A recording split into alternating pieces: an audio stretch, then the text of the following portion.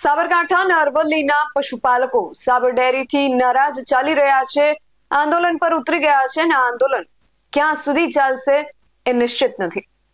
અનિશ્ચિત કાળ સુધી ચાલનારા આ આંદોલનમાં હવે પશુપાલકોનો પક્ષ જે છે એ વધુ મજબૂત થતો જઈ રહ્યો છે, કારણ કે ગઈકાલે કોંગ્રેસ અને એ પછી હવે આમ આદમી પાર્ટીએ પણ આંદોલનકારી પશુપાલકોને પોતાનો સંપૂર્ણ ટેકો જાહેર કર્યો છે.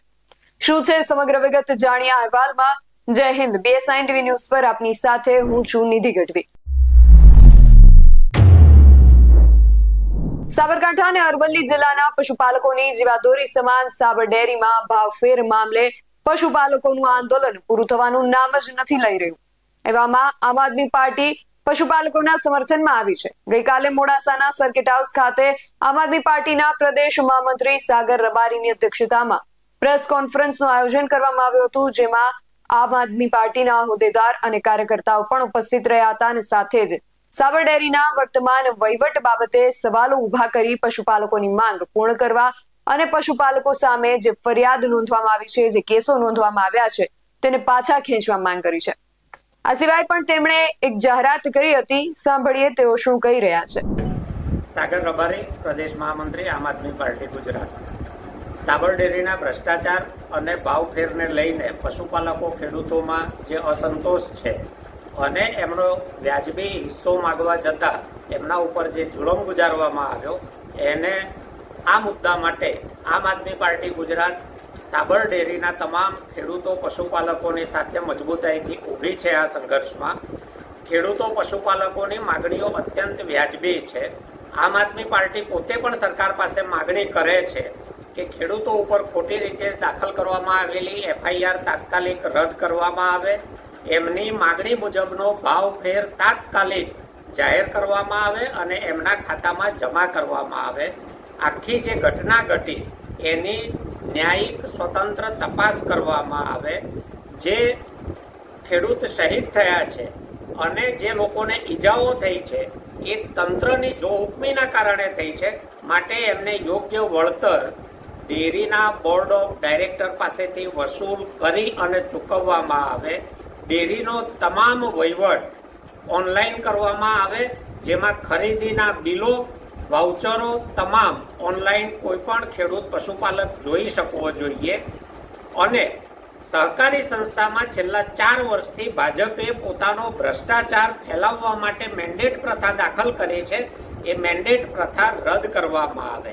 આ વ્યાજબી માગણીઓને લઈને આવતી તારીખ 20/7 રવિવારના રોજ 11 વાગે કુમકુમ પાર્ટી પ્લોટ, મેઘરજ રોડ ઉપર મોડાસામાં ખેડૂત પશુપાલક મહાપંચાયતનું આયોજન આમ આદમી પાર્ટી ગુજરાત દ્વારા કરવામાં આવ્યું છે.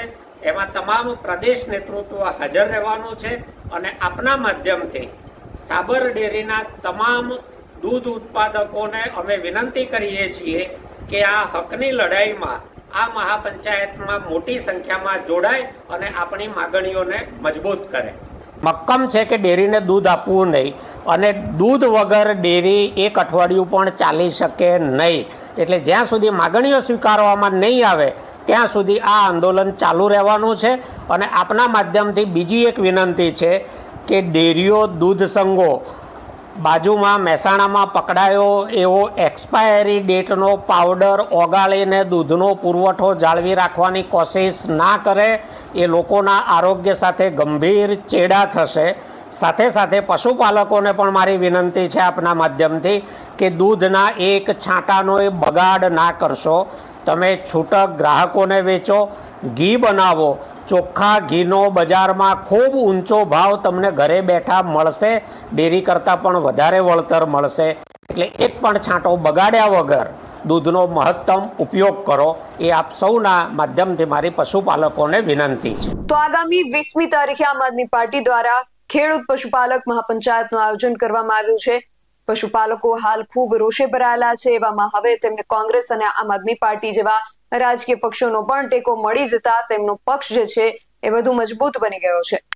આ વણસી રહેલી પરિસ્થિતિ વચ્ચે આગળ જતા હવે પશુપાલકો આ મહાપંચાયત દ્વારા શું નિર્ણય લે છે એ જોવું રહ્યું.